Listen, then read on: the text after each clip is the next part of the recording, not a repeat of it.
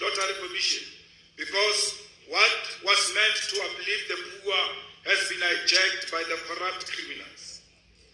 Millions meant for community development are at risk, while young people die without jobs, without sports facilities, and without hope. We have called for justice for the crimes of apartheid because we cannot continue to pretend that the blood of our martyrs has dried. It has not. The murderers of the past live with impunity.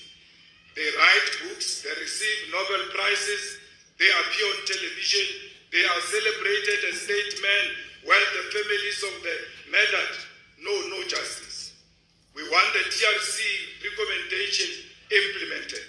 We want those who committed crimes against humanity to face the full might of the law, and we will not rest until there is justice for our people. Ne créez pas une entreprise. Reprenez. Fighters, we say today at the funeral of our young people that our struggle is global. The pain of our children is connected to the pain of children in Palestine, where bombs are dropped on homes, hospitals, and schools. The screams of mothers in Gaza echo the cries we hear here. We say to the Israeli apartheid regime, the world is watching, and history will judge you harshly. The EFF stands firmly with the people of Palestine and will never be neutral in the face of genocide. We stand in full solidarity with Iran, a country under siege from Western imperialism for choosing independence. We reject the bullying of this nation by the United States, Israel, and its allies. And we stand by their right to defend themselves by any means necessary.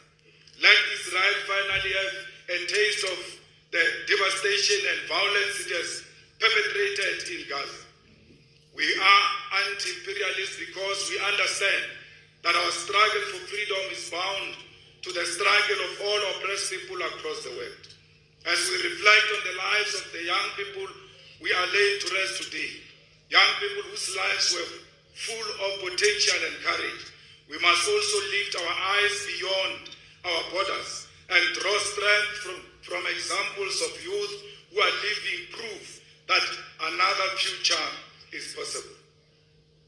One such example is the fearless and principled revolutionary, Captain Ibrahim Traore, the president of Burkina Faso, who took power not out of greed, but out of an urgent need to liberate his people from the clutches of neocolonialism and foreign military domination. Traore is a living symbol of the return of revolutionary leadership in Africa. He is a young man who, like Thomas Sankara before him, has rejected Western puppet regime, expelled French troops from Burkina Faso soil, and reclaimed the dignity of his people. At only 36 years old, Traore has shown more courage and conviction than many leaders twice his age. He has put his life on the line to defend his nation's sovereignty and natural resources.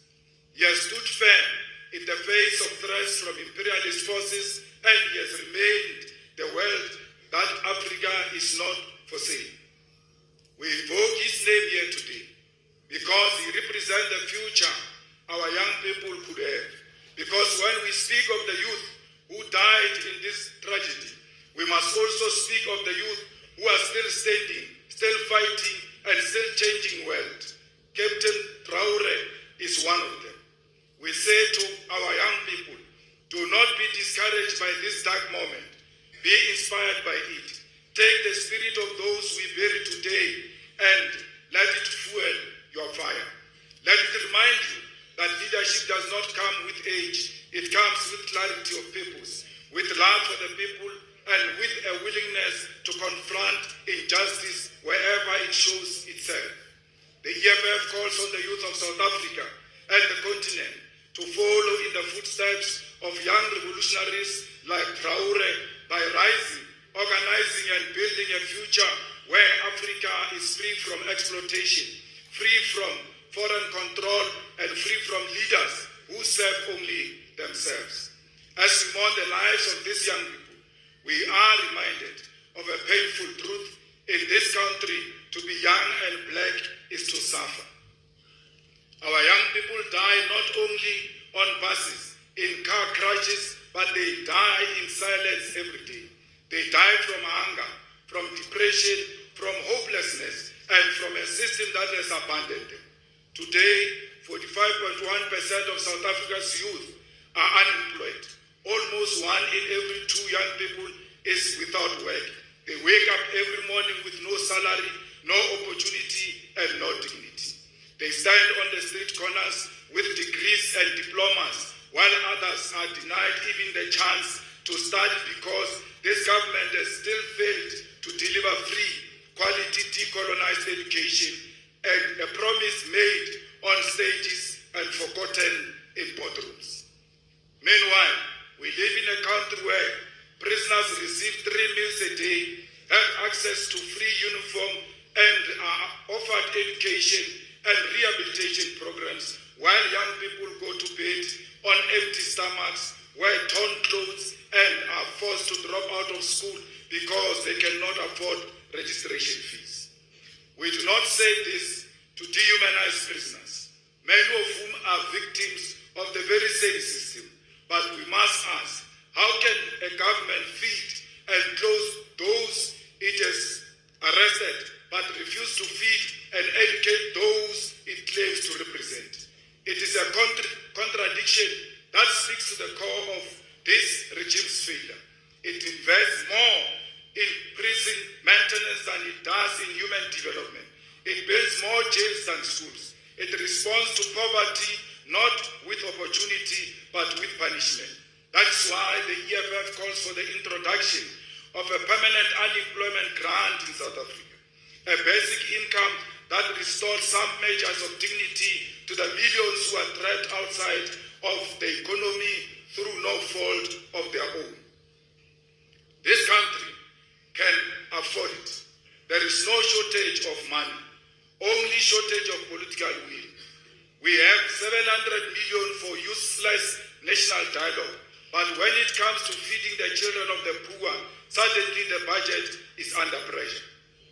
700 million of ukukhuluma, asikhulume, vulamlomo, 700 million is available for such nonsensical programs, yet our people are unemployed. We say to this government, the youth are watching. They will not forget your indifference. The EFF will continue to fight inside Parliament and in streets until every young person has access to free education, decent work, and a basic income that affirms their humanity.